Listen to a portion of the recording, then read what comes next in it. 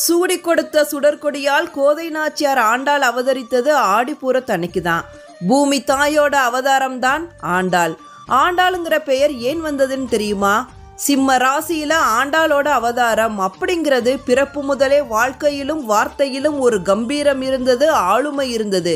மானிடருக்கு வாழ்க்கைப்பட்டு வாழ மாட்டேன், அந்த மாதவனுக்கே வாழ்க்கைப்படுவேன் அப்படிங்கிற துணிவு இருந்தது.